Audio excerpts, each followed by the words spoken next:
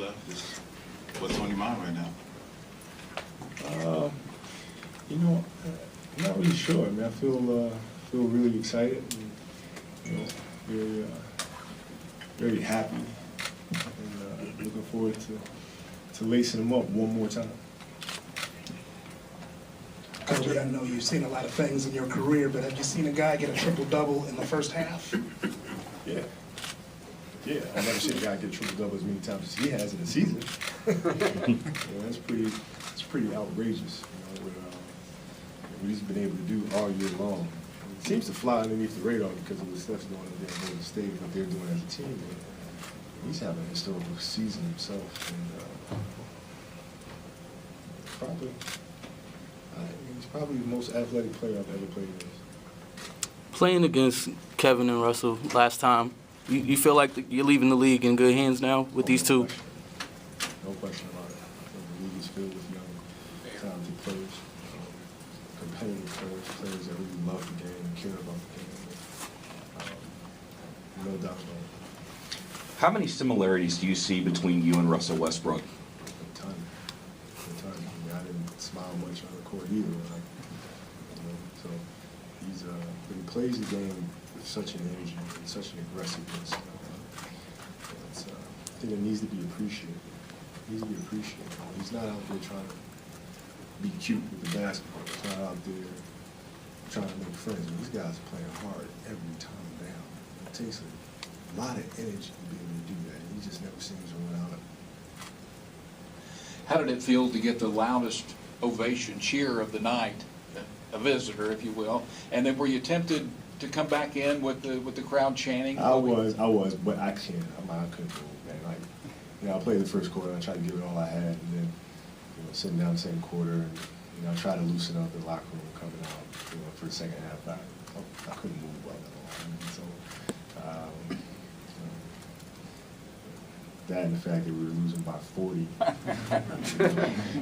would have loved to play against KD and chase Russell around a little bit more, but still appreciative of the fans' reaction. You knew this season was going to be an emotional one, but now coming to the end of the farewell tour, were there any unexpected emotions along the way? Tough to say. I mean, we'll see Wednesday. You know, so far, I mean, I've been pretty cool about everything. Very thankful about everything. I'm very happy about everything. It hasn't really hit me yet. So we'll see if it does. In a 20-year career, what would you say is your greatest accomplishment?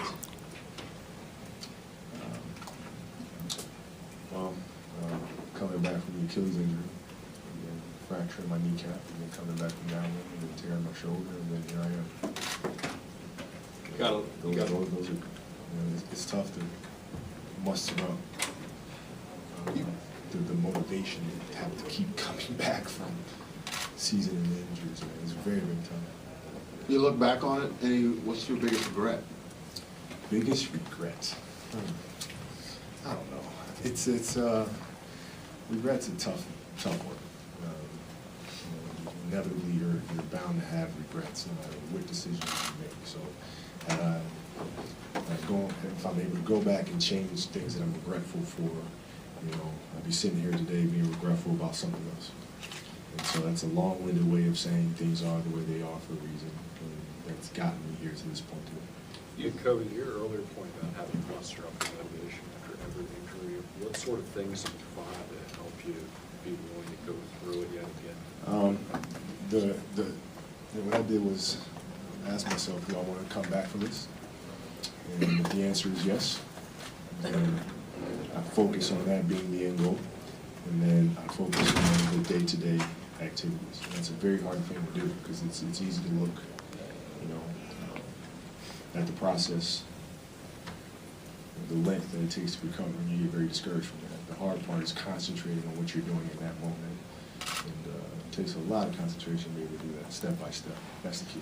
Kobe, ¿hay algo dentro de ti que tiene ganas ya de que se acabe todo y descansar, ver, como decimos en España, el toro desde la barrera sin ningún problema? No, Estoy esperando el momento que me puedo descansar un poquito, ir a la playa. Te quería preguntar también, ¿cuántas veces has intentado convencer a Russell Westbrook para que venga a jugar a Los Ángeles Lakers? Esa pregunta no lo puedo responder. You can answer that one in English too. No hablo inglés. Pero hubiera sido un muy buen candidato, un buen jugador para pasarle la antorcha del equipo. ¿No te da un poco de pena o no sé cómo sientes el no poder pasarle la antorcha a un buen jugador?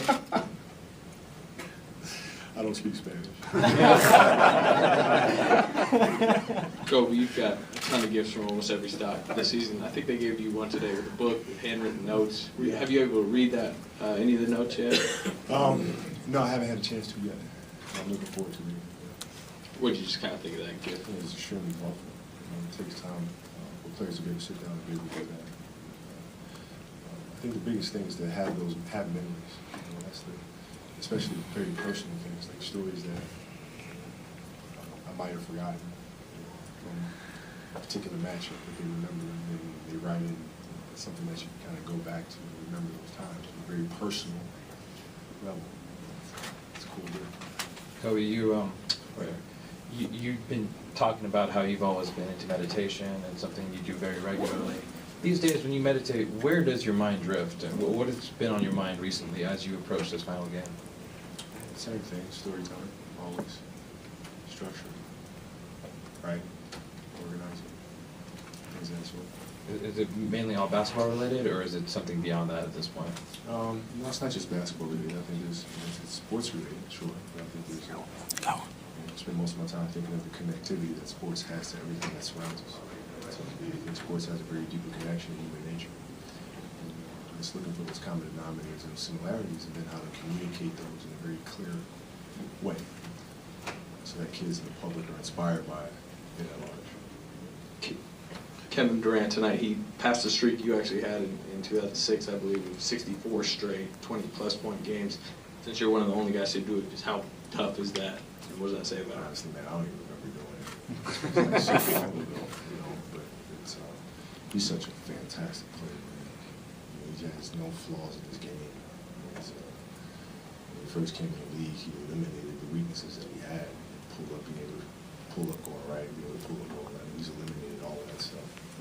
There's literally nothing he can do, nothing he can't do offensively. So I don't see that streak stopping anytime soon. Story came out today with Players Tribune about J.R. Ryder and you guys in practice going up against each other, one-on-one. Looks like you remember what I'm talking about. What do you remember about that time? And in that story, you smoked him. Who beat you in one-on-one if that ever happened in practice? No, I'm not trying to be. That's what I do. You know what I mean? So if there's going to be a player that beat me, retired on that last shot in Utah, and he did. That's about it. The story goes with that players were just lining up, putting chairs out, bringing the popcorn, just ready for those one-ones. It was bad. It was bad. Can you He tried me. It didn't work out too well for him. It was bad. It was. You ever More questions, please? You ever think about, you see all the talent now. Do you ever think about, actually playing, like telling them basically, hey, look, if you would have played me back in the day, you wouldn't be doing what you're doing right now? It seemed like, no? I think that's just it's pointless trash talk. There's nothing that can improve from that sort of stuff. I mean, it's more like helping this generation be better. There's nothing to be gained from that. It's not. Kobe's pretty stellar career, 20 years. How much more does it mean that you get to do it in a Laker uniform? It means everything. I grew up a diehard Laker fan. And so it's like a dream come true for a kid to grow up, play for his favorite team. Played for 20 years, his entire career. I've seen the city grow, I've seen the city develop, and vice versa. So there's no place I'd rather in my career. Thank you.